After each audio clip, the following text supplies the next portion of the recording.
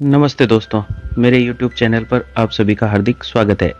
Episode 2 की शुरुआत में दिखाया जाता है चार्ल्स के बच्चे को जो अपने दोस्तों के साथ छुपम छुपाई का गेम खेल रहा है और वहीं पर हम उसकी बीवी को देखते हैं और चार्ल्स भी उस गार्डन में बैठा दिखाई देता है। उसे वहां पर गार्डन में कुछ अखबार की कतरनें उड़ती हुई दिखाई देती है जिसे चार्ल्स अपने पास रख लेता है। फिर हम देखते हैं चार्ल्स काफ़ी परेशान एक बेंच पर बैठा है और एक व्यक्ति हमें दिखाया जाता है जो कि अपने बच्चे के साथ चार्ल्स के पास कुछ मूंगफलियां बेचता है। उस मूंगफली के पैकेट जो कि अखबार में बंधे हुए थे, उस पैकेट पर लिखा होता है कि चार्ल्स नाम के व्यक्ति का 7 साल का बच्चा आज मर जाएगा। फिर हम देखते हैं चार्ल्स के बच्चे को जो कि एक गाड़ी के नीचे छिपता हुआ दिखाई देता है। वह दरअसल अपने दोस्तों के साथ छुपम छुपाई खेल रहा है।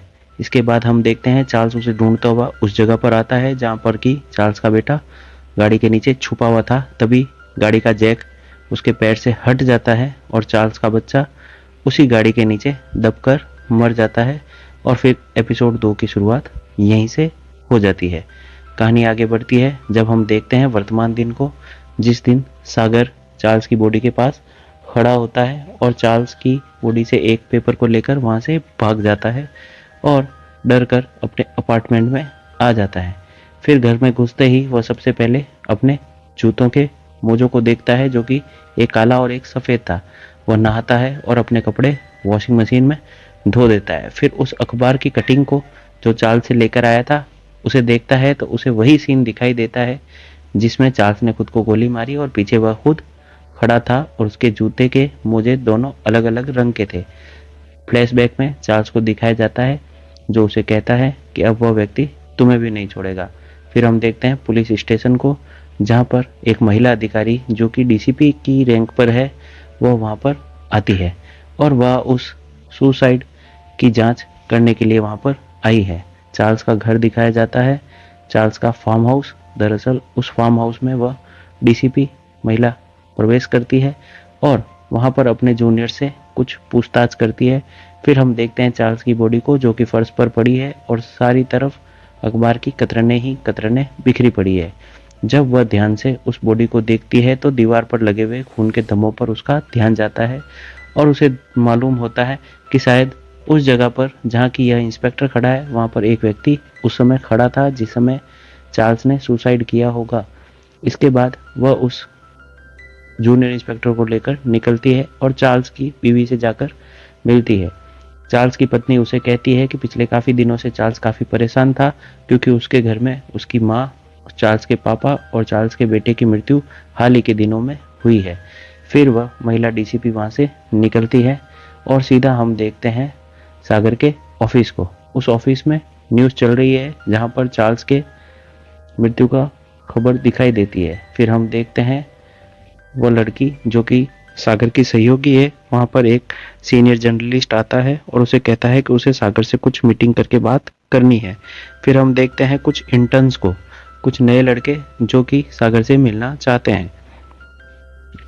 सागर अपने ऑफिस में आता है और वहां पर आकर वह अपूर्वा से बात करते हुए कहता है कि ये देखो, इस कटिंग में साफ साफ दिख रहा है कि चार्ल्स ने अपने को गोली मारी और मैं वहां पीछे खड़ा हूं और यह सिर्फ पहले होने से पहले ही कैसे हो सकता है ये उसके समझ में नहीं आता है। फिर वह काफ़ी परेशान मुद्रा में बैठा होता है। तभी उससे मिलने के लिए कुछ इंटर्न्स आते हैं और उसे आकर उसकी नई जॉब के लिए उन्हें बधाई देते हैं। इसके बाद हम देखते हैं एक लड़का उसे अपना रिज्यूमे भी देता है। फिर कहानी बढ़ती है पुलिस स्टेशन की तरफ जहाँ पर वह इंस्पेक्टर घोष उस ट्रक ड्राइवर को काफ़ी यातनाएं दे रहा होता है और उसे कहता है सच सच बताओ तुमने कार का एक्सीडेंट क्यों किया, और उस पर वह कई तरह से हथियार चलाता है और उसे 3rd डिग्री टॉर्चर देता है।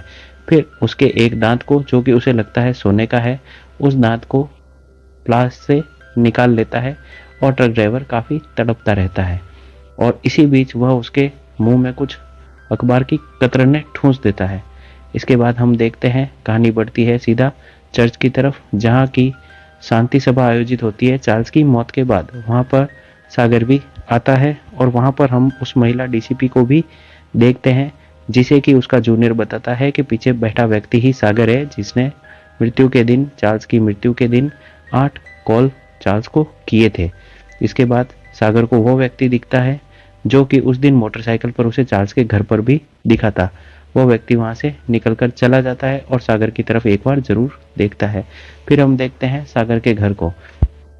सागर अपने घर में आता है, उसे अपनी पत्नी के साथ वह महिला डीसीपी दिखाई देती है। फिर सागर की पत्नी वहां से उठकर जाती है उन दोनों के लिए कॉफी बनाने के लिए, और वह डीसीपी सागर से चार्ल्स की मृत्यु के संबंध में कुछ प्रश्न पूछती है। वह पूछती है कि उसके चार्ल्स के साथ कैसे रिश्ते थे, और वह उससे उस कार्ड के बारे में भी जिक्र करती है जो कि सागर के लिए चार्ल्स ने अलग से स्पेशल ऑर्डर देके बनाया था। तो सागर उसे कहता है कि चार्ल्स का स्वभाव कुछ ऐसा ही था, वह थोड़ा अलग हटके करता था। इसके साथ ही सागर कुछ ऐसी मुद्राएं बनाता है जिसे डीसीपी को उस पर शक हो जाता है। फिर डीसीपी उससे पूछती है कि चार्ल्स के साथ शायद तुम्हारा व्यवहार ठीक नहीं रहा होगा और तुम्हें चार्ल्स की मृत्यु से शायद ज़्यादा दुख नहीं हुआ है। इस पर सागर उसे मना करता है और वो कहता है कि वो उसका अच्छा कलीग था और उसे काफ़ी दुख हुआ है। फिर महिला डीसीपी अपने जूनियर को फ़ोन करके कहती है कि तुम ध्यान रखना, शायद वो अपनी सहयोगी अपूर्वा को 1 मिनट के अंदर फ़ोन करेगा और उसे कहेगा कि वह उसके साथ ऑफिस में उस रात थी। इसके बाद सागर को दिखाया जाता है जो अपूर्वा को कॉल करके एग्जैक्ट वही शब्द बोलता है।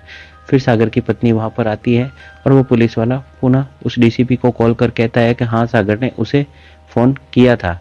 इस तरह से उस डीसीपी को सागर पर काफ़ी गहरा शक हो जाता है। फिर हम देखते हैं पुलिस थाने का सीन, जहाँ पर पुलिस इंस्पेक्टर जब ट्रक ड्राइवर को देखता है तो तड़प तड़प कर उसकी मृत्यु हो चुकी होती है, और वह तुरंत ही सागर को फ़ोन लगाकर कहता है कि ट्रक ड्राइवर तो मर चुका है। इस पर सागर काफ़ी परेशान होता है और उस पर चिल्लाता है और कहता है कि उस बॉडी के साथ क्या करना है वह तुम्हारी जिम्मेदारी है, उसने उसे मारने के लिए नहीं कहा था।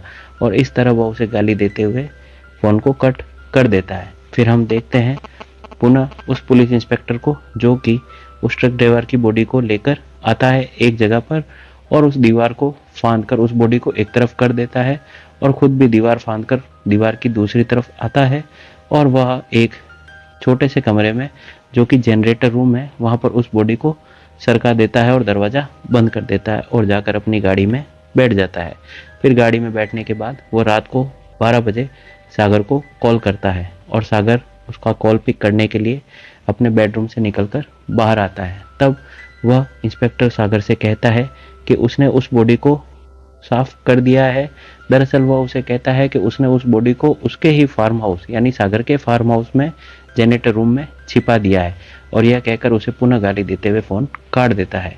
तुरंत सागर उठकर वहां से अपने फार्म हाउस पर जाता है और वहां से निकलकर एक टॉर्च लेकर जनरेटर रूम की तरफ जाता है, जहां पर वह चारों तरफ देखता है तो उसे बॉडी दिखाई नहीं देती है, लेकिन वह बोरी और खून के काफ़ी सारे धब्बे उसे दीवार पर और ज़मीन पर दिखाई देते हैं।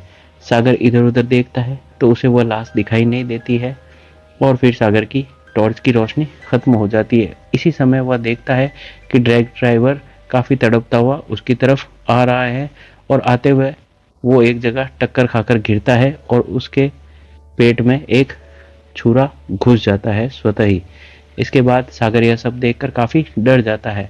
सागर जब उस ट्रक ड्राइवर के चेहरे को देखता है तो उसे काफ़ी डरावना महसूस होता है, और उसके साथ ही उसका ध्यान जाता है उसके पेट से निकले हुए एक अखबार के टुकड़े पर, जो कि संभवतः उसके द्वारा पुलिस इंस्पेक्टर के मुंह में ठूसे जाने के बाद उसके पेट से निकलकर बाहर आया है। सागर उस टुकड़े को उठा लेता है जो कि खून से सना हुआ होता है। सागर काफ़ी डरा हुआ होता है और यह कहानी यहीं पर समाप्त हो जाती है। धन्यवाद दोस्तों, अगर ये कहानी आपको पसंद आई तो।